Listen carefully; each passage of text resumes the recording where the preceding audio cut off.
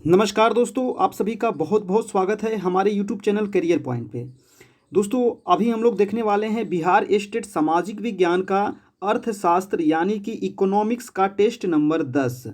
ठीक है, ये टेस्ट नंबर आपका 10 है। टॉप 25 क्वेश्चन इसमें आपको कराया जाएगा दोस्तों। टॉप 25 प्रश्न, बहुत सारे टेस्ट में आपको 50 प्रश्न भी कराया गया है। और मैंने सोचा कि 50 प्रश्न आप लोग देखते देखते बोर हो जाते हैं, थक जाते हैं, इसलिए इसको 25 प्रश्न को सेट बनाया गया है ना। और ताकि आप लोग आराम से 15 से 20 मिनट में पूरा देख सकते हैं, अच्छी तरह से देख सकते हैं। और ये जितने भी प्रश्न लिए गए हैं आपको क्लास 9th एंड 10th से लिए गए हैं, जो आपके लिए काफ़ी महत्वपूर्ण है और इसी से आपको बिहार स्टेट एग्जाम में पूछा जाएगा। और ये दोस्तों हमारा व्हाट्सएप ग्रुप है, तो आप इस पर संपर्क कर सकते हैं। और इसका अगर पीडीएफ चाहिए तो आप लोग इस नंबर पे हमें संपर्क करें। इसका कुछ चार्ज रखा गया है, बहुत नॉमिनल चार्ज है, आराम से आप पे कर सकते हैं फ़ोन पे के माध्यम से और पीडीएफ प्राप्त कर सकते हैं। और बहुत सारा पीडीएफ आपको देखिए टेलीग्राम चैनल, ये हमारा टेलीग्राम चैनल है, यहाँ पे बहुत सारा पीडीएफ आपको फ्री में उपलब्ध है। तो ये टेलीग्राम चैनल है, इस वीडियो के नीचे लिंक दे देंगे जहाँ से आप डाउनलोड कर सकते हैं। और ये दोस्तों हमारा फेसबुक पेज है, तो प्लीज़ आप लोग इसे ज़रूर से ज़रूर लाइक करें। आप लोग सभी तो फेसबुक यूज़ करते ही होंगे, है ना। आज के ज़माना में तो सबको यूज़ करता है, तो आपको कुछ नहीं करना है। ज्योग्राफी बाय मुकेश सर, है ना, मुकेश कुमार, ये आप सर्च कीजिएगा, मेरा पेज आ जाएगा। इसे आप लोग लाइक कर दे, थोड़ा सा सपोर्ट करें भाई। आप सभी को इतना सपोर्ट कर रहा हूँ, आप लोग बस थोड़ा सा इसे भी सपोर्ट कर दे। और ये हमारा करियर पॉइंट यूट्यूब चैनल है। तो चलिए दोस्तों, हमारे चैनल पे आप नए हैं तो ज़रूर से ज़रूर सब्सक्राइब कर ले, बेल आइकन प्रेस कर ले, ताकि आपको नोटिफिकेशन मिलता रहे इसी प्रकार का। आपको यहाँ पे हिस्ट्री, ज्योग्राफी, पॉलिटी, इकोनॉमिक्स, है ना, रीजनिंग, आपको पेडागोजी सभी का तैयारी कराया जा रहा है, पूरी तैयारी कराई जा रही है आपको बिहार स्टेट की। और बिहार स्टेट का एग्ज़ाम जो है आपका 9 से लेकर के 21 सितंबर तक घोषणा कर दिया गया है और एग्ज़ाम भी आपका हो जाएगा। तो चलिए देखते हैं आज का पहला प्रश्न क्या है। पहला प्रश्न आपका काफ़ी इंपॉर्टेंट प्रश्न है। देखिए, निम्नलिखित में से कौन M3 में नहीं आता है, बताइए। M3 में नहीं आता है तो ये बताइए क्या हो जाएगा। ऑप्शन है आपका बैंकों के बचत खाते में जमा, बी है डाक खानों के बचत खातों में जमा, सी है बैंकों में सावधि जमा, या डी है बैंकों के चालू खाते में जमा। क्या हो जाएगा दोस्तों, फर्स्ट का आपका आंसर हो जाएगा बी नंबर, यानी कि बैंकों के बचत खाते में जमा। ठीक है, M3 नहीं आता है ना। भारत में मुद्रा मापन निम्न श्रेणी में किया जाता है, M1, M2, M3 और M4। जो M3 है ये डाकघरों के बचत खाते में जमा, ये आपका नहीं आता है। ठीक है, आंसर हो जाएगा आपका बी नंबर। चलिए अगला प्रश्न देखते हैं। दूसरा नंबर आपका प्रश्न है कि भारत में योजना आयोग की स्थापना कब की गई थी, बताइए। योजना आयोग की स्थापना, ये काफ़ी इंपॉर्टेंट प्रश्न है। योजना आयोग के बारे में ऑप्शन दिया गया 1942, 47, 51 या 1950। आंसर हो जाएगा आपका डी नंबर, यानी कि 1950, 1950 ईस्वी में 15 मार्च 1950। तो पूरा डेट याद रखें, 15 मार्च 1950 को आपको योजना आयोग की स्थापना की गई थी। और योजना आयोग की जो स्थापना की गई थी, ये केसी नियोगी समिति के रिपोर्ट पर, है ना, केसी नियोगी समिति की रिपोर्ट पर योजना आयोग की स्थापना की गई थी। याद रखिएगा दोस्तों। देखिए, अभी वर्तमान में योजना आयोग को क्या कर दिया गया है, समाप्त कर दिया गया है और इसके जगह पे लाया गया है आपको नीति आयोग। क्या लाया गया है, नीति आयोग लाया गया है। और नीति आयोग की स्थापना कब की गई, तो 1 जनवरी 2015 को योजना आयोग के स्थान पर नीति आयोग को लागू कर दिया गया। तो ये डेट आप याद रखें और नीति आयोग याद रखें। नीति आयोग के अध्यक्ष कौन है, तो अध्यक्ष जो होते हैं वो प्रधानमंत्री ही होते हैं। और योजना आयोग के भी जो अध्यक्ष थे वो प्रधानमंत्री ही होते हैं। समझ गए, इसका आंसर हो गया आपका डी नंबर। थर्ड नंबर प्रश्न देखते हैं आपका। थर्ड नंबर प्रश्न है कि राष्ट्रीय प्रतिभूति न्यास लिमिटेड किससे संबंधित कार्य करता है। क्या हो जाएगा, राष्ट्रीय प्रतिभूति न्यास लिमिटेड किससे संबंधित कार्य करता है। ऑप्शन है बियरर बॉन्ड्स, बी है आपका GDRS, सी है इलेक्ट्रॉनिक शेयर और डी है ऋण पत्र यानी कि डिवेंचर। तो थर्ड का आपका आंसर हो जाएगा दोस्तों डी नंबर, यानी कि ऋण पत्र डिवेंचर से संबंधित कार्य करता है राष्ट्रीय प्रतिभूति न्यास लिमिटेड, है ना। और इसका होता है NSDL। तो NSDL का ये फुल फॉर्म हो गया राष्ट्रीय प्रतिभूति न्यास लिमिटेड। ये भी फुल फॉर्म आप याद रखिएगा, जो आपको बार बार पूछा जाता है। ठीक है, अब बता दीजिए कि सेबी की स्थापना कब हुई थी, बताइए तो। सेबी, तो सेबी की जो स्थापना हुई थी वो हो जाएगा SEBI, यहाँ ये हो गया SEBI। सेबी की जो स्थापना हुई थी दोस्तों 1988 ईस्वी में हुआ था। Securities exchange board of India, ये भी आपको कई बार पूछा जाता है, securities exchange board of India, SEBI का फुल फॉर्म। अगला प्रश्न देखिए आपका 4 नंबर आपका प्रश्न है, भारत से होने वाले निर्यात में सबसे अधिक भागीदारी किस देश की है? वो कौन सा देश है जिससे सबसे अधिक निर्यात की जाती है? ऑप्शन है अमेरिका, ब्रिटेन, संयुक्त अरब अमीरात या जापान। तो 4 का आपका आंसर हो जाएगा दोस्तों A नंबर, यानी कि अमेरिका। क्या हो जाएगा? भारत से होने वाले निर्यात में सबसे अधिक भागीदारी अमेरिका की है। ठीक है, और भारत का सबसे अधिक व्यापार भागीदारी देश चीन है, लेकिन निर्यात जो किया जाता है वो अमेरिका से किया जाता है, लेकिन सबसे अधिक व्यापार भागीदारी देश अगर पूछा जाए तो चीन हो जाएगा। ठीक है, तो दोनों पे थोड़ा सा अंतर है, याद रखिएगा। अगला प्रश्न है आपका 5 नंबर। 5 नंबर प्रश्न है कि भारी जल परियोजना तालचर पारादीप उर्वरक संयंत्र खाली स्थान के लिए प्रसिद्ध उद्योग है। कहाँ के ये प्रसिद्ध उद्योग हैं बताइए? तालचर, पारादीप। ऑप्शन है उड़ीसा, तमिलनाडु, आंध्र प्रदेश या फिर केरल। तो 5 का आपका आंसर हो जाएगा दोस्तों, ये जो भारी उद्योग है ना, ये उड़ीसा का है। ठीक है, और भारी उद्योग का अनुसूत्र क्या होता है? पारादीप और तालचर दोनों कहाँ है? ये उड़ीसा राज्य में पड़ता है। और जो भारी उद्योग होते हैं, है ना, इसका अनुसूत्र आपको याद रखना है। ठीक है, तो D2O यानी कि ड्यूटेरियम ऑक्साइड। क्या कहते हैं? Deuterium oxide. और इसका परमाणु भार कितना होता है? तो इसका परमाणु भार जो होता है आपका 20 होता है। तो ये आप याद रखिएगा, ये पूछा जाता है आपको। चलिए अगला प्रश्न देखते हैं दोस्तों, आपका 6 नंबर। 6 प्रश्न है कि नेपाल की मुद्रा क्या है? बताइए, नेपाल की मुद्रा क्या है? रुपया, टका, डॉलर या यूरो? क्या हो जाएगा? 6 का आपका आंसर हो जाएगा, नेपाल की जो मुद्रा है वो है आपको रुपया। ठीक है, नेपाल हमारा क्या है? पड़ोसी देश है। नेपाल कितने राज्यों से सीमा बनाती है? तो 5 राज्यों से सीमा बनाती है। कौन कौन? तो उत्तराखंड, यूपी, है ना, उत्तराखंड यूपी हो गया, बिहार हो गया, और आपका वेस्ट बंगाल हो गया, और लास्ट में आपका सिक्किम हो गया। तो इतने राज्यों से नेपाल आपको सीमा बनाती है भारत से। ठीक है, याद रखिएगा, 5 राज्यों से सीमा बनाती है, ये भी आपको कई बार पूछा जाता है। और टका कहाँ का मुद्रा है दोस्तों? तो टका जो है ये आपका बांग्लादेश का है ना। टका के बारे में भी कई बार पूछा जाता है। टका कहाँ का है? बांग्लादेश का है। ठीक है, याद रखिए। अगला प्रश्न देखते हैं 7 नंबर। 7 नंबर आपका प्रश्न है कि तिरुवूर विश्व के अनेक क्षेत्रों को निम्नलिखित वस्तुओं में से किसके लिए निर्यात के लिए प्रसिद्ध है? बताइए, तिरुवूर जो है स्थान है, ये विश्व के अनेक क्षेत्र को निम्नलिखित वस्तुओं में से किसके लिए निर्यात के लिए प्रसिद्ध है? ये किस चीज़ को निर्यात किया जाता है तिरुवूर से? 7 का आंसर हो जाएगा आपका C नंबर, यानी कि बने हुए सूती वस्त्र तिरुवूर से निर्यात किए जाते हैं, और ये विश्व प्रसिद्ध क्षेत्र है। ठीक है ना, याद रखिएगा। तिरुवूर कहाँ है दोस्तों? तो तिरुवूर है दोस्तों आपका तमिलनाडु राज्य में। किस राज्य में है? ये भारत के तमिलनाडु, जो भारत का सबसे दक्षिणतम राज्य है, वहीं का है ये तमिलनाडु, यानी कि तिरुवूर। ठीक है, और मदुरै किस लिए प्रसिद्ध है? तो मदुरै जो है ये आपका सूती वस्त्र के लिए प्रसिद्ध है, मदुरै। तो दोनों याद रखिएगा। चलिए अगला प्रश्न देखते हैं आपका 8 नंबर। 8 नंबर आपका प्रश्न है, भारत के प्रधानमंत्री ग्रामोदय योजना का ध्येय क्या है? क्या है प्रधानमंत्री ग्रामोदय योजना का ध्येय? तो ऑप्शन ए है ग्रामीण आवश्यकताओं की पूर्ति, जैसे कि प्राथमिक शिक्षा, स्वास्थ्य रक्षण, पेयजल, आवास, ग्रामीण सड़कें। बी आपको दिया गया है सूक्ष्म उद्यमों द्वारा निर्धनता मुक्ति। सी है ग्रामीण क्षेत्रों में रोजगार सृजन, और आपका डी है पंचायत राज व्यवस्था का ग्रामीण क्षेत्र में सुदृढ़ीकरण। क्या हो जाएगा? 8 का आपका आंसर हो जाएगा ए नंबर। ए नंबर आपका बिल्कुल सही जवाब है।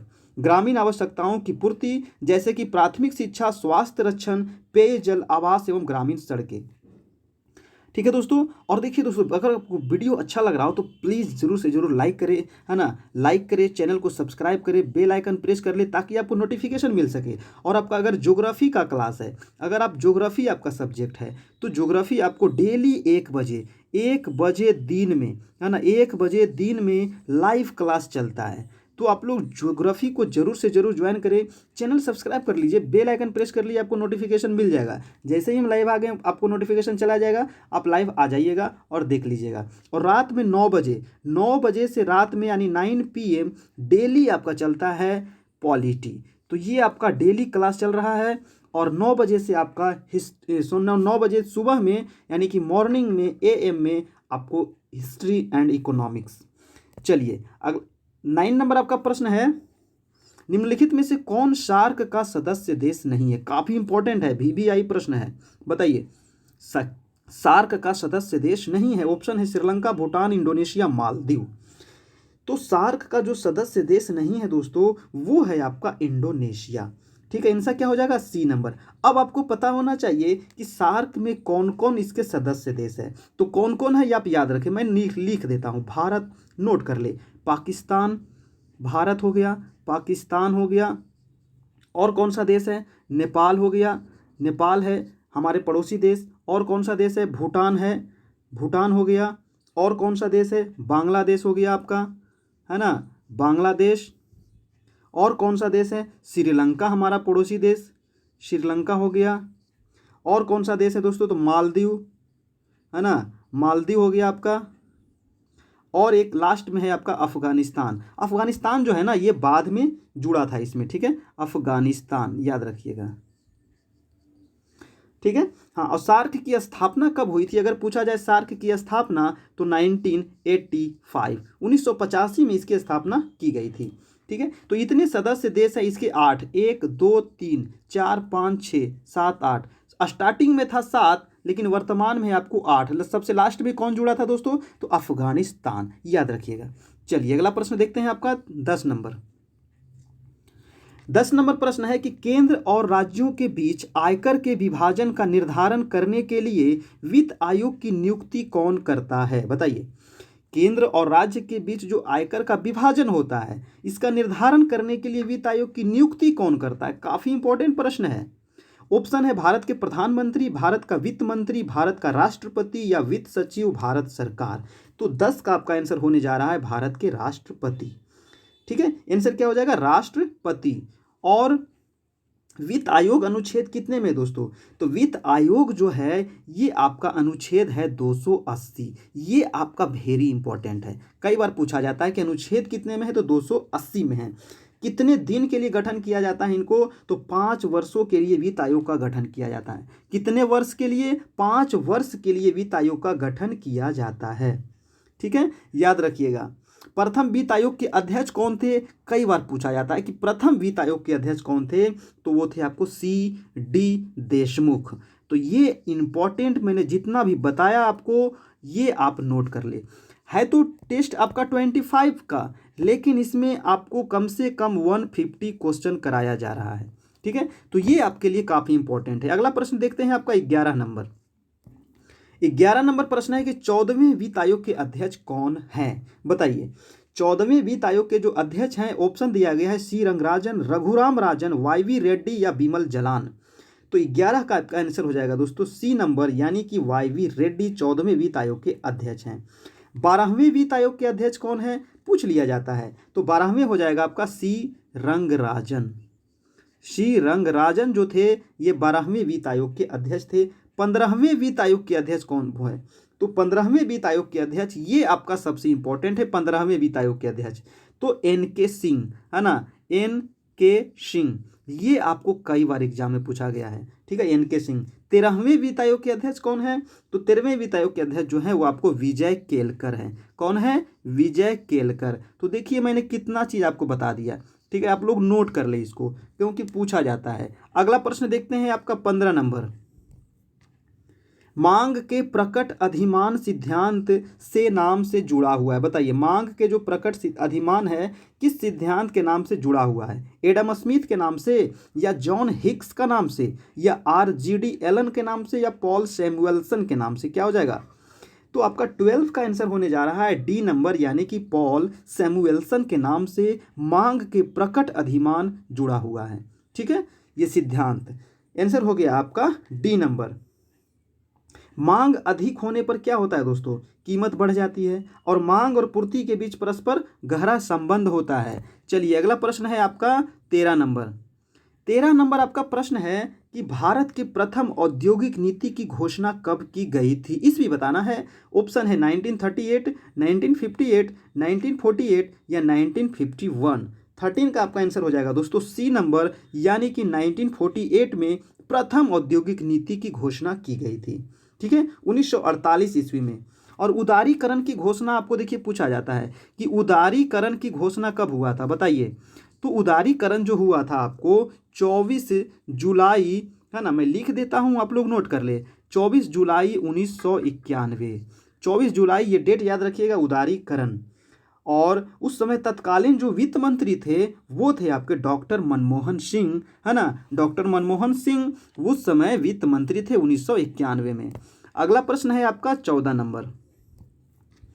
जंगलों का क्रमिक ह्रास क्यों हो रहा है? बताइए, जंगल जो है दिन प्रतिदिन इसका क्या हो रहा है? ह्रास हो रहा है। तो आखिर इसका रीजन क्या है? जनसंख्या में वृद्धि के कारण, या जनसंख्या एवं संस्कृति के विकास के कारण, या सी है आपको दोनों, ए एवं बी, और डी है इनमें से कोई नहीं। तो 14 का आपका आंसर हो जाएगा सी नंबर, यानी कि ए एवं बी दोनों के वजह से जंगलों का क्रमिक ह्रास हो रहा है, लगातार ह्रास हो रहा है, मतलब कि कमी आ रही है उसमें। जनसंख्या की तीव्र वृद्धि हो रही है, सभ्यता एवं संस्कृति के विकास के कारण दिन प्रतिदिन क्या किया जा रहा है? जंगलों को साफ किया जा रहा है। अगला प्रश्न देखते हैं आपका 15 नंबर। 15 नंबर आपका प्रश्न है कि विश्व के वन क्षेत्र में भारत का प्रतिशत क्या है? विश्व के वन क्षेत्र में भारत का प्रतिशत क्या है? 1%, 2%, 3% या फिर 4%? तो आंसर हो जाएगा आपका बी नंबर, यानी कि मात्र 2% जो हमारा वन है, विश्व के वन का 2% वन भारत में है। ठीक है, हाँ। और भारत में वन क्षेत्र 24% से अधिक है। अभी वर्तमान में 24.04% पर वन है। ठीक है, लेकिन कितना होना चाहिए? तो 33%, 33.33, एग्जैक्ट होता है 33.33, लेकिन कहीं कहीं आपको मिलेगा 33%। तो ये भी अगर आप याद रखते हैं तो कोई बात नहीं है, काम चल जाएगा आपका, है ना। 33% होना चाहिए, लेकिन भारत में कितना है? 24.04%। और विश्व का कितना है भारत में? तो मात्र 2%।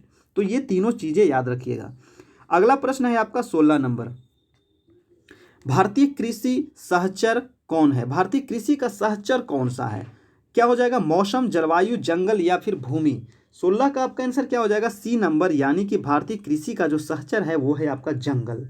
ठीक है, भारत में कृषि पर आधारित अर्थव्यवस्था की शुरुआत उत्तर वैदिक काल में हुआ था, याद रखिएगा। ठीक है, भारत में कृषि पर आधारित जो अर्थव्यवस्था है इसकी शुरुआत कब हुई थी? तो उत्तर वैदिक काल में। अगला प्रश्न देखते हैं आपका 17 नंबर।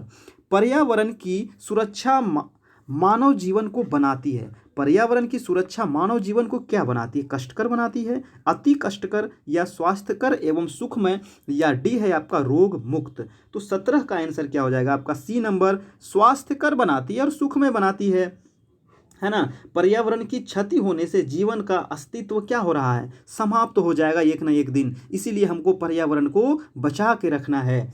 ठीक है, जैव विविधता बनाए रखने के लिए पर्यावरण की रक्षा करना बहुत ही अनिवार्य है। चलिए अगला प्रश्न देखते हैं आपका 18 नंबर। 18 नंबर आपका प्रश्न है दोस्तों कि पर्यावरण की गुणवत्ता को बरकरार रखने के लिए वन रोपण है।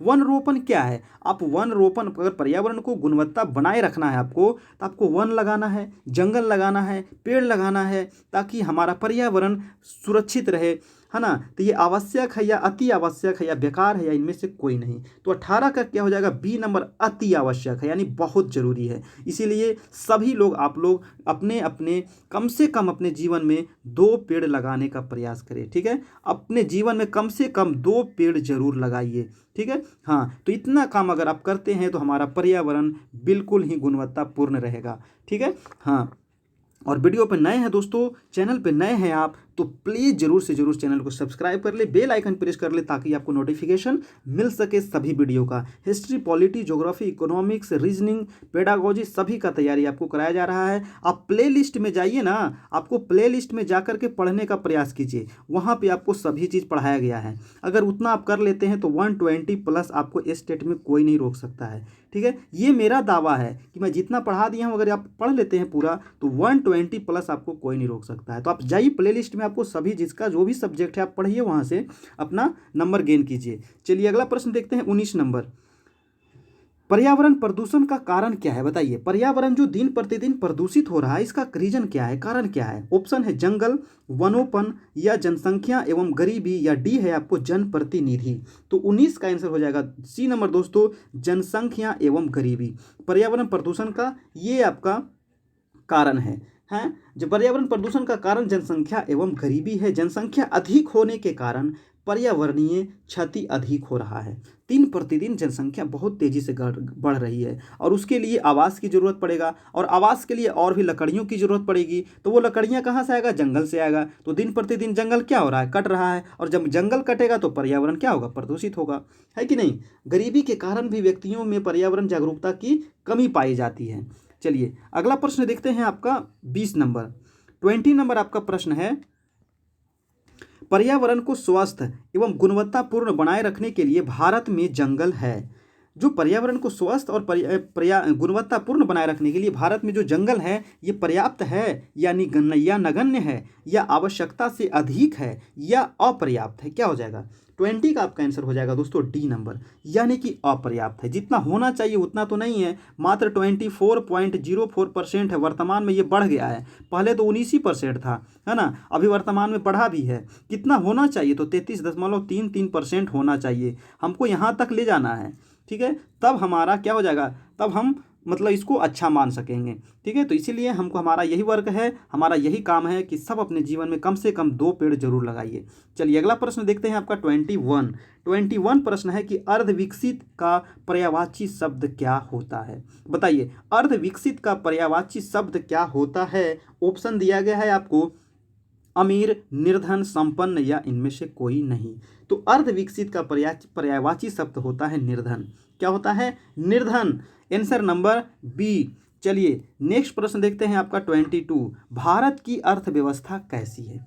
अब बताइए कि भारत की जो अर्थव्यवस्था है ये कैसी है। पिछड़ा हुआ है, पिछड़ा तो नहीं है हम, विकसित है, विकसित भी नहीं है, अर्धविकसित है, या विकासोन्मुख है। तो ये दोनों में आपको कन्फ्यूजन होगा, लेकिन आंसर हो जाएगा आपका डी नंबर, यानी कि जो भारत की अर्थव्यवस्था है ये विकासोन्मुख है, ठीक है। हाँ, और भारत को 2030 तक विकसित देश बनाने का लक्ष्य भी रखा गया है कि 2030 ईस्वी तक भारत को विकसित राष्ट्र बनाया जाए। चलिए नेक्स्ट प्रश्न देखते हैं दोस्तों, आपका 23। भारतीय अर्थव्यवस्था में किसकी प्रधानता है, किस चीज़ की प्रधानता है भारतीय अर्थव्यवस्था में। ऑप्शन है पूंजी, बी है जनसंख्या, सी है कृषि, और डी है इनमें से कोई नहीं।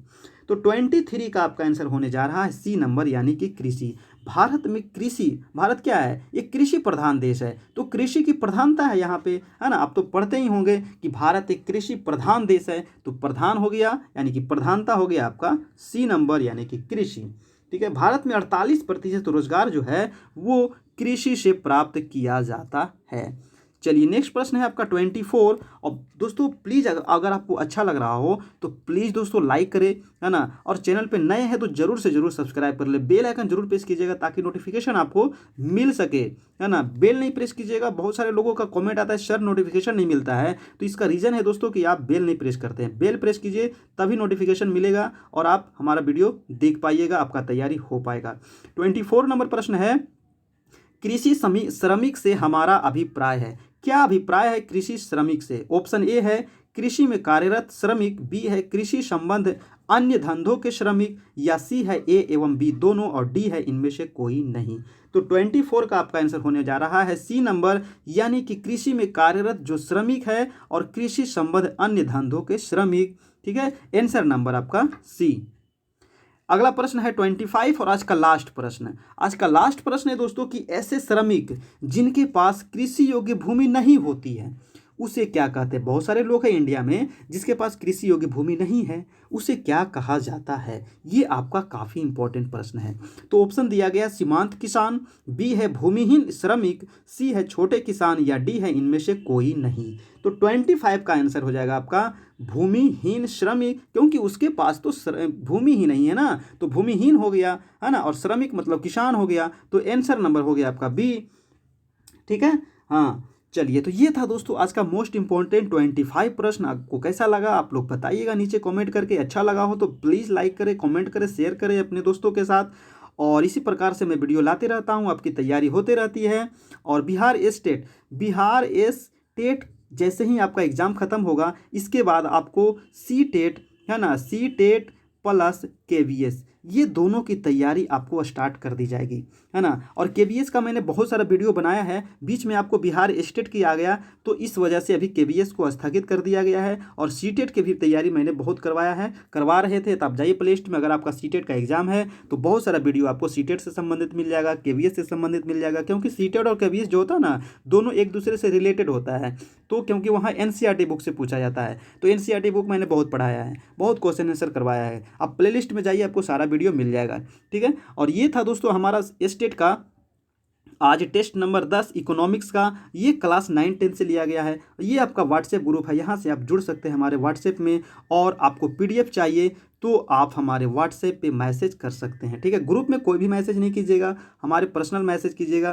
ठीक है, और ये दोस्तों आपका टेलीग्राम चैनल है जहाँ से आपको PDF फ्री में डाउनलोड करने को मिल जाएगा। बहुत सारा PDF आपको फ्री डाउनलोड करने मिल जाएगा, लेकिन वर्तमान में जो आपको स्टेट के एग्ज़ाम के लिए है वो आपको चार्ज रखा गया है। एक नॉमिनल चार्ज, बहुत छोटा चार्ज जो कोई भी पे कर सकता है फ़ोनपे के माध्यम से इस नंबर पे। और ये हमारा दोस्तों फेसबुक पेज है, तो प्लीज़ इसे ज़रूर से ज़रूर लाइक करें। मुकेश ज्योग्राफी बाय मुकेश कुमार, है ना। आप लोग को इतना मैं सपोर्ट कर रहा हूँ, इतना मैं पढ़ा रहा हूँ, तो आप लोग थोड़ा सा सपोर्ट करें मुझे भी, है ना, ताकि मुझे भी अच्छा लगे, मैं आप सभी के लिए और मेहनत करूँ। ठीक है, और ये हमारा यूट्यूब चैनल है दोस्तों, तो इसे ज़रूर से ज़रूर आप लोग लाइक करें, कमेंट करें, शेयर करें अपने दोस्तों के साथ। तो ठीक है दोस्तों, फिर हम लोग मिलते हैं आज 1 बजे। आज आपका 1 बजे यानी 1 PM में आपका स्टार्ट हो जाएगा ज्योग्राफी लाइव क्लास। तो आप लोग ज़रूर आइएगा, ज़रूर ज्वाइन कीजिएगा हमारा लाइव क्लास। तब तक के लिए दोस्तों